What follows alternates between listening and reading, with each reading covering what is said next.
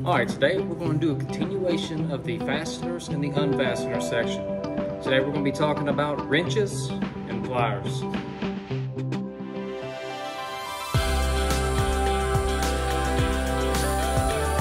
welcome again today. I want to thank you for tuning in with us, and we'll just go ahead and get right into it.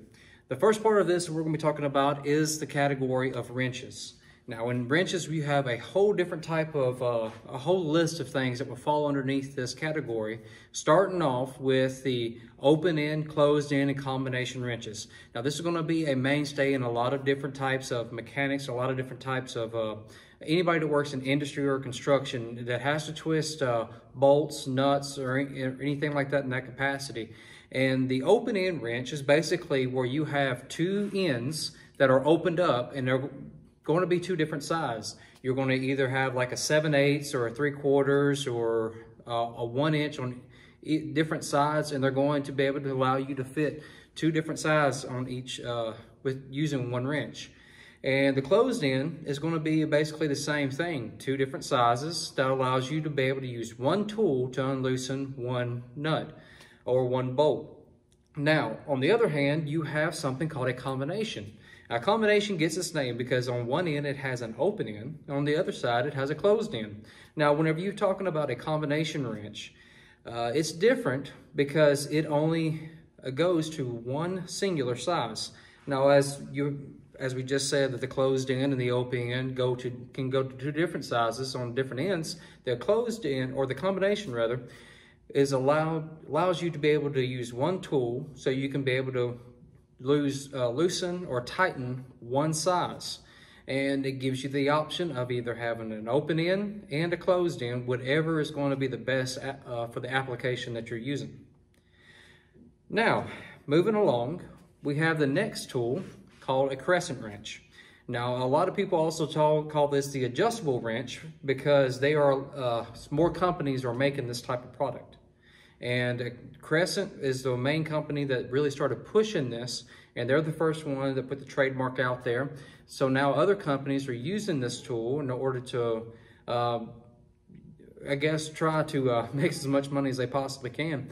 But this adjustable wrench, or crescent wrench as it's popularly known, allows you to be able to use one tool that you can utilize in order to get certain types of, unloosen certain types of nuts, bolts, in order just using one tool to get different sizes. And it allows you to be able to save the weight that's in your back pocket or in your tool pouch.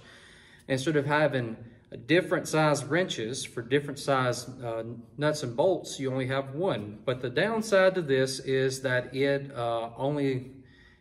can round off. And that's a lot of people, they use this during maintenance, but whenever it's precision work, they use wrenches. All right, next up we have something that's a little bit more specialty. A specialty tool. It's going to cost a little bit more than the average open, closed, or combination wrench, and it's called a ratcheting wrench. Now, I really enjoy using these. It saves a lot of different time, especially whenever you're having to loosen a nut or bolt that's in a very, very tight spot and you're not able to get that turn like you want it. This allows you to be able to insert it into a tight spot and just keep ratcheting it in. And depending on what side of it you put on, it either tightens or loosens. Now, they also have some that has the little bitty trigger on it, I guess you call it, a little bitty lever that allows you to be able to change which direction of the ratchet. And I prefer the ones that you twist and turn or turn over to see whatever loosens up or tightens it up, rather than the ones with the little trigger, because I have in times past had that little bitty lever break on me, and then all of it does is just serve the same purpose. Now, these that I do enjoy using is, like I said, these ratcheting wrenches. They save a lot of time and a lot of energy. Now, moving along, we also had to introduce something called a striking wrench. Now, the striking wrench is something that's going to be used in the heavier type of machinery, heavy type of mechanics. And this is whenever you have a large bolt or large nut that you have to get wedged off. And what makes these special is that these wrenches on the end is a closed end wrench on one side, and you have a large piece of metal on the back side. And that large piece of metal allows you to use something to apply pressure, basically like a sledgehammer, and allows you to be able to knock it till it's tight enough, or to hit it until it's loosened up. And these are specialty type of tools designed for that specific purpose. If you cannot get anything that can loosen it or tighten it up just enough, then you use a striking wrench where you can actually apply or strike it in order to tighten it or loosen it up. Moving along, we also are going to be introducing something called a pipe wrench. A lot of people call this a monkey wrench, and pipe wrenches are going to be a mainstay in any type of plumbing or any type of electrical work, because as the name says, it loosens and tightens pipe. It's going to be mainly used for like galvanized pipe or any type of pipe that's rigid enough that can hold to those teeth clamping down on it. Pipe wrenches are very, very useful, and they come in several different sizes. It allows you to be able to tighten up a very small diameter pipe, or a pipe that's going to be a little bit larger. And depending on what application you use or what size pipe is going to be the size handle that you're going to need to use. If you need a lot of pressure, you need a lot of leverage. And so that means you use the larger handle. And vice versa, if you need just a little bit of pressure, then you use the shorter handle. Now, as we move it along, we're going to also talk about a torque wrench. Torque wrenches are very, very special in that it allows you to be able to know exactly how much pressure you're applying to a bolt or applying to a nut.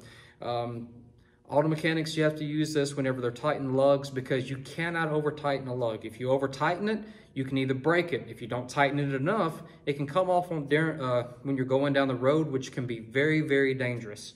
So torque wrenches are a specialty tool that allows you to be able to do exactly what you need to do, apply the pressure that you need to apply.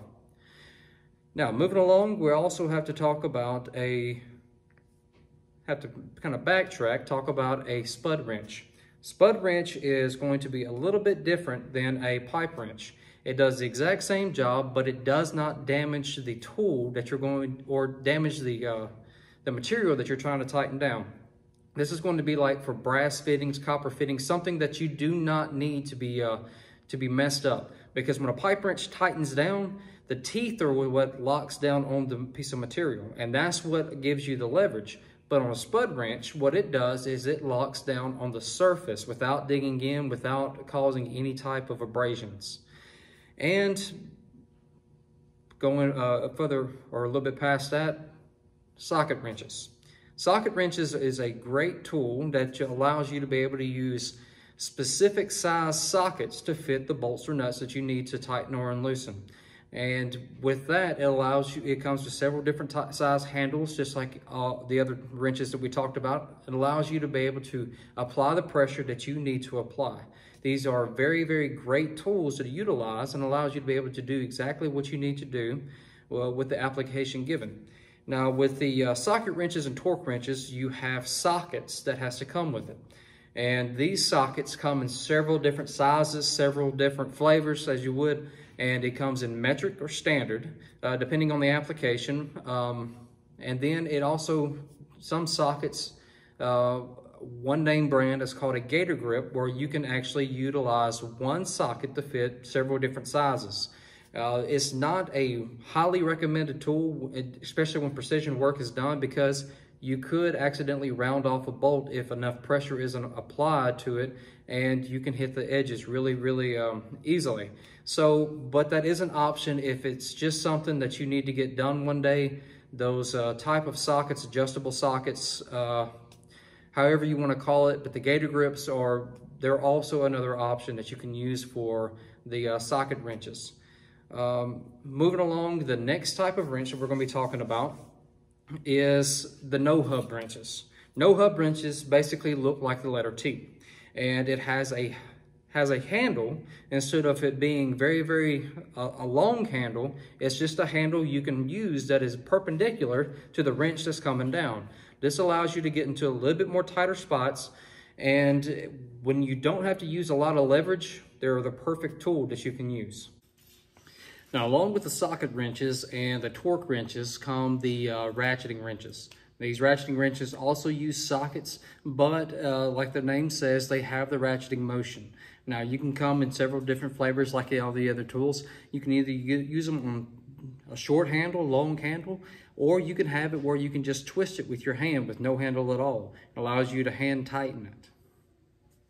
All right, now we're going to get into the pliers and cutters. And first off, what we're going to have is the slip joint. The slip joint pliers that you can utilize allows you to be able to use a tool that can be able to adjust to several different size nuts. Now, it has basically two settings. It's basically a narrow setting where the teeth actually touch, or the mouth actually touch, or a setting where the mouth doesn't touch, but you are able to use the jaw inside of the slip joint to be able to loosen or tighten up the bolt that you need. Now, you have to be careful with this, just like the other pliers we're going to be introducing, because it is very easy to round off those nuts or bolts that you're going to be utilizing.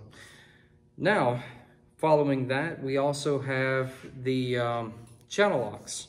It's also known as the tongue and groove pliers. Now, these set of pliers, what happens, you can utilize it on several different nuts and bolts like the slip joint, but it gives you a larger area that you can be able to utilize it in.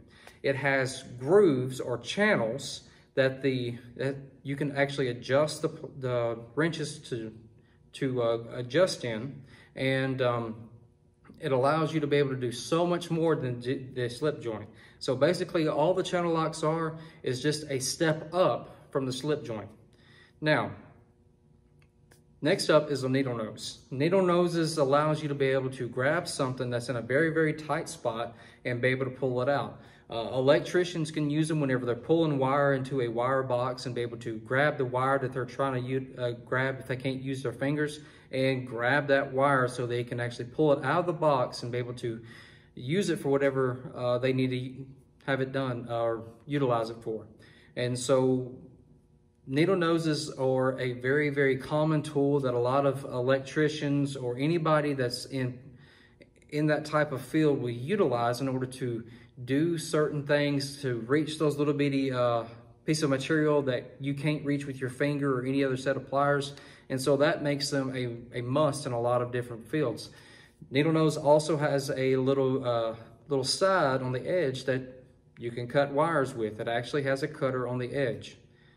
Now, the next set of pliers or cutters we're going to be talking about is the lineman pliers. These are also called side cutters. Lineman pliers or side cutters are a mainstay in the electrical field. They are a utility knife that serves many different purposes, and they can come in many different flavors. I've had I've had lineman pliers that, well, first all of them, you can clamp down on a wire and make your twist. But I've had some that has a channel on the edge of it that I can clamp down on a piece of fish tape and pull the wire through a conduit. And I've also had some that actually has a crimper on the end of it.